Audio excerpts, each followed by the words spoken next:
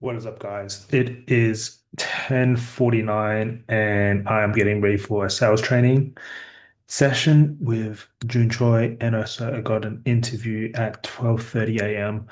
in it for the grind. And I want to show you some things that are finally clicking in terms of finding pain in the discovery.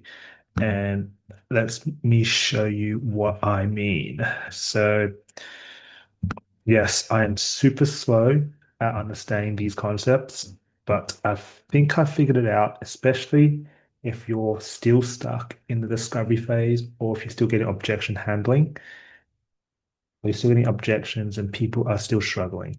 It's because you don't understand what their problem is, and it's because it's not that you don't understand what their problem is. Sometimes their problem is money, or their problem is a weight loss problem, but you haven't linked it to an experience. If you cannot link it to an experience, then how can you understand what they're going through? Because when they're saying a pain point, they're generalizing it. They're not going to give you the answer right off the bat. Okay. So I've now formulated this little template formula.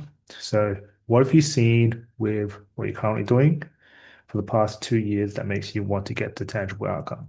So I'm currently doing a fitness offer. So I'd be saying, what have you currently seen in your current workout regime, or what you're currently doing for the past, generally people are doing it for the past week, that makes you want to lose weight in order to feel confident. There's two general outcomes. People want to feel healthier to feel more confident, or they want to feel confident to feel more healthier. Then you get a problem. Okay. So from that, I did write some stuff down. So should have wrote this down. So based on what I was studying with Johnny Mao's script, all right. So you're gonna start with a surface level problem. So and what you're trying to do is you're gonna try draw out the impact. So how is this surface level problem, okay, causing an impact in the day to day? So for example, the surface level problem is they want to lose weight. Okay, so what have they currently done to lose the weight? Either nothing, which makes it really good because you can build a lot of doubt in why they haven't been doing anything. Because you can say, well, why haven't you been doing anything? Or do you feel like the reason why you haven't been doing anything is because it's not the fact that you lack effort or the desire to push it, it's that you lack potentially the systems in place to make sure that you still do the work even if you don't feel like it. And if that's the thing you sell, then they're going to be very interested in knowing more. Okay. So knowing that we have this thing that you want, how's that impacting your life, knowing that you're still doing your workouts based on motivation, and motivation isn't consistently giving you that energy to go to the gym or making you want to go to the gym, especially after work? You see, I'm making it very, very specific. I'm not just saying, why don't you just go to the gym? Why don't you go to the gym yesterday? I'm specifying it based on their lifestyle, based on the time, and also based on their situation. If you know what they do for work, you amplify the pain by making it very, very specific. Okay. So the favorable cause is something that they could potentially say. So it depends on what you're selling. So for me, I'm selling fitness, I'm selling mindset, I'm selling support, I'm selling guidance. So if they're saying something like an emotional answer where they say, I feel stressed. Why do you feel like the stress is going on? How has this stress affecting you on a day to day? How long have you tried to fix this stress? What have you done to try to fix this stress? When you look, what kind of answers you're looking for is an emotional answer, a time frame answer to drag it all out. So let me try and sum this up. Okay. I have a problem in the discovery phase, but I'm trying to figure this out. I'm slowly getting there. Today was a nice breakthrough day. I understand that whatever they say, even if it's a strong answer, I want to clarify, what do you mean by motivation? What do you mean by comfort zone? Comfort zone is pretty strong. When I say comfort zone, you say, what do you mean? Give me an example, which is an experience, and how has this impacted your day to day? Get these three things, you've gone deep enough. How long has this been going on for? 4, what did you try to fix this? 5, boom. Really understanding this now. Some other things I wrote. Okay, if they say that they've got no motivation, or they're not committing, or they started a week ago, how come you only started a week ago? So first you clarify. Seek to understand before you challenge. You do this in objection handling, you do this in pre-handling as well. I didn't commit for this reason, and this reason could be an external reason, and then you challenge it by saying, don't you think people who are also busy still get this done? This is where you reframe. You're not putting the time into this, or you're not prioritizing this. How has that impacted your day to day?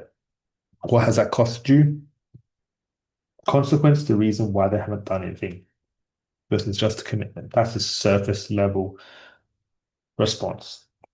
The most important way to objection handle is to bring it back to the person they want to become. Put reframes and identity reframes. You need to make people understood so they can understand who they need to become versus who they are right now. This is what I'm trying to say. This is what I'm trying to get at with what I was looking at from a fathom. And this is what we're all trying to see when it comes to when it comes to self-development and transformative offers. Everything that you're selling is a transformative offer. So since you want to get tangible outcome for the past 2 years, what do you think has been slowing you down? So another way to look at this is if you want a certain outcome, e.g., leaving a job, spending more time with the kids in the last 2 years, why are they not where they are? Why are they not where they want to be now? That's where the objection is hiding. Let me repeat that. During the discovery, your job is to figure out why they are not in their desired state right now. That is why you need to be asking about the desired outcome. Once you understand that, you go deep into pain. You want to understand what their situation is and why they haven't got there yet. If you can understand the why they haven't got there yet, you've got the true objection. You haven't sold them yet, you haven't closed them yet, you just know what the true objection is. Because when it comes to objection handling, you can pierce it right through instead of just trying to figure out if it's fear, money, logistical, partner, whatever. Because there's certain decision-making processes that they have adopted to get the same result that they're getting right now. And you're trying to figure out what that is. From the script that I've been learning, it's generally the internal reason. It's generally a comfort zone procrastination. It's something that's going on within them that's slowing them down. They'll give you an external factor, and you can say, look, that's not 100% completely your fault, but the fact that you're still stuck at this weight, whose problem is it at the end to solve at the end of the day? So, coming from an extreme ownership point of view, what's really slowed you down?